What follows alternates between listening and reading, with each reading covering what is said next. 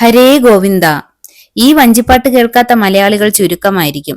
എനിക്കും ഈ വഞ്ചിപ്പാട്ട് ആദ്യമായി കാണാനും കേൾക്കാനും അതിലുപരി ഭഗവാന്റെ വള്ളസദ്യ കഴിക്കാനും ഭഗവാൻ അവസരം തന്നു. അതെ, ഒരുപാട് ഐതിഹ്യങ്ങൾ കെട്ടുപിണഞ്ഞു കിടക്കുന്ന തിരുവാറന്മുള പാർത്ഥസാരഥി ക്ഷേത്രത്തിലാണ് ഞാൻ ഇപ്പോൾ നിൽക്കുന്നത്. ഭഗവാൻ മഹാവിഷ്ണു ആണ് ഇവിടുത്തെ മുഖ്യ പ്രതിഷ്ഠയെങ്കിലും ഭഗവാന്റെ 9ാമത്തെ അവതാരമായ ശ്രീകൃഷ്ണന്റെ പേരിലാണ് ഇവിടുത്തെ പ്രസിദ്ധി.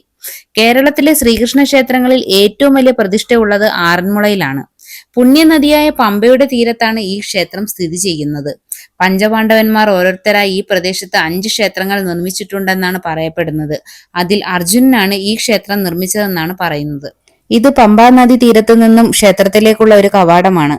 ഇത് തിരുവോണത്തോണി. ഭഗവാൻ ഒരു വർഷത്തേക്കുള്ള ഫലവ്യഞ്ജനങ്ങൾ കാട്ടൂർമഠത്തിൽ നിന്നും കൊണ്ടുവരുന്നത് ഈ തോണിയിലാണ്. ഇടശ്ശേരിമല എന്ന പള്ളിയോട സമിതിയുടെ പാസ്സാണ് ഞങ്ങൾക്ക് കിട്ടിയത്. എൻ്റെ മക്കൾക്കും ഈ വഞ്ചി തുഴയാനുള്ള ഭാഗ്യം ലഭിച്ചു കേട്ടോ. അവന്മാർ ഭയങ്കര സന്തോഷത്തിലായിരുന്നു. അവരുടെ ജീവിതത്തിലെ ഏറ്റവും വലിയ ഭാഗ്യമായി തന്നെ ഇത് കരുതുന്നു. സത്രക്കടവിൽ നിന്ന് തുടങ്ങി ക്ഷേത്രക്കടവ് വരെയാണ് വള്ളം തുഴയുന്നത്. ക്ഷേത്രത്തിലെത്തിയാലുടൻ വഴിപാടുകാർ അഷ്ടമംഗല്യവും താലവുമായി വള്ളക്കാരെ എതിരേൽക്കും. അവിടുന്ന് അവർ വഞ്ചിപ്പാട്ടും പാടി ക്ഷേത്രത്തിന് വലം വെച്ച് സദ്യപുരയിൽ കയറും. അവിടെ വഞ്ചിപ്പാട്ട് പാടിയാണ് സദ്യ വിളമ്പുന്നത്. അത് കാണാനും കേൾക്കാനും ഒക്കെ ഒരു കൗതുകം തന്നെയാണ് കേട്ടോ.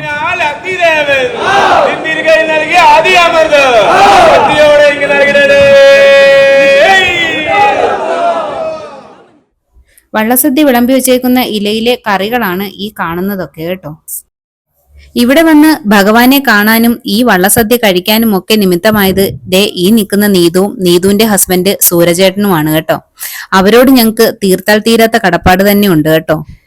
എന്റെ മോൻ വള്ളസദ്യ കഴിക്കാനിരിക്കുന്ന ഇരിപ്പാണ് കേട്ടോ ഈ കാണുന്നത്. അപ്പോ പുതിയൊരു വീഡിയോ വരുന്നത് വരെ ഓക്കെ, ബൈ, സീ യു.